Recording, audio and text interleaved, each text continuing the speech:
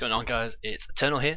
I just wanted to do a short video on kind of some characters to look out for if you're free to play and you want to run through the campaign, characters that are good for farming and just kind of progressing and pushing through. So let's jump into it. So these are some characters that are really useful early game. So I picked up Kale obviously as my starter, but I've picked Shield Guard up too. He's been really handy in kind of an AoE campaign farming role. You may have seen there's some other people out there, for example Stu, who have done videos on Shield Guard and kind of his capabilities. So I'm going to test him out for myself and see how I feel, but he's one that I've kept an eye out for. He can also be useful in faction wars because the barbarians, I believe he's barbarian, don't have a great selection. Another one to watch out for is War Maiden, who I picked up farming the Deadlands. She's fantastic.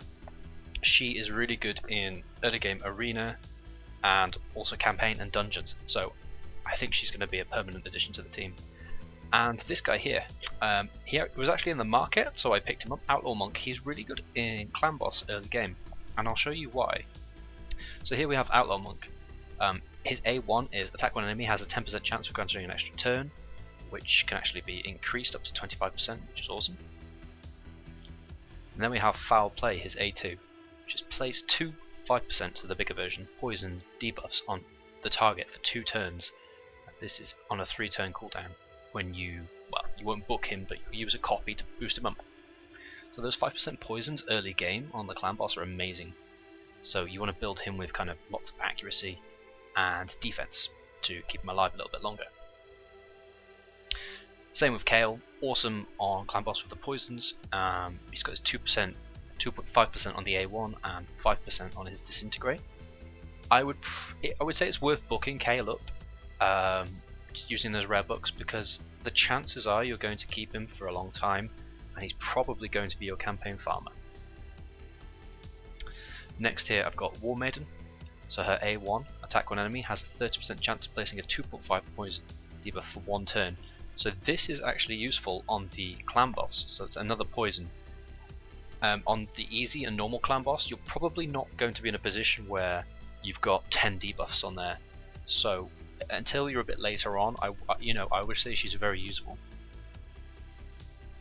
For her A2, you have attack one enemy, place a 50% increase attack buff on this champion and place an extra hit if this attack is critical.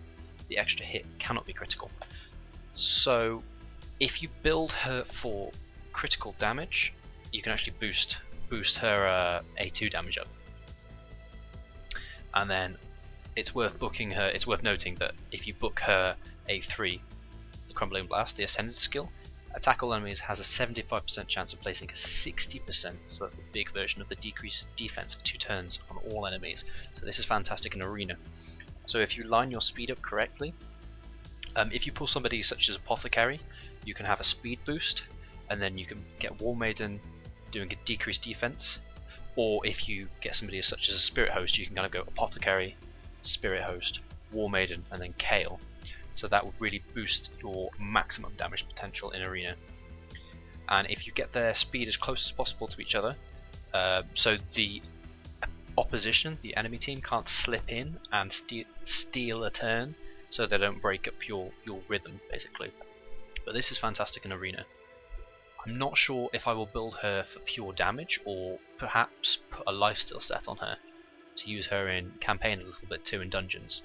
But yeah, she's a really great character, and as you can see, arena 4.8, fantastic, and the force keep 2 because of that decreased defense.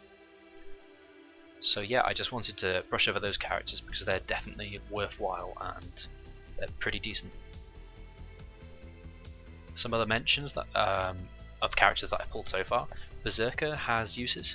Sweep skill, tackle enemies 2 times but ignore 20% of each target's defense. That's really nice.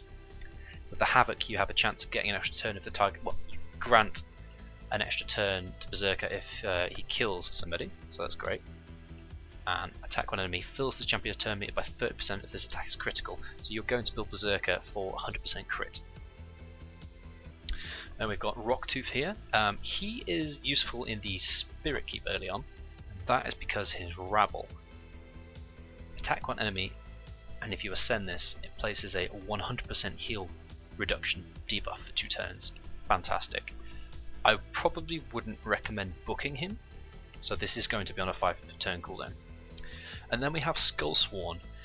I have seen some people use Skullsworn early on in the clan boss with some success. I haven't personally tried him, but he's somebody that I'm going to give a go. And Honor Guard. So you may have seen me using him a little bit in my free-to-play series.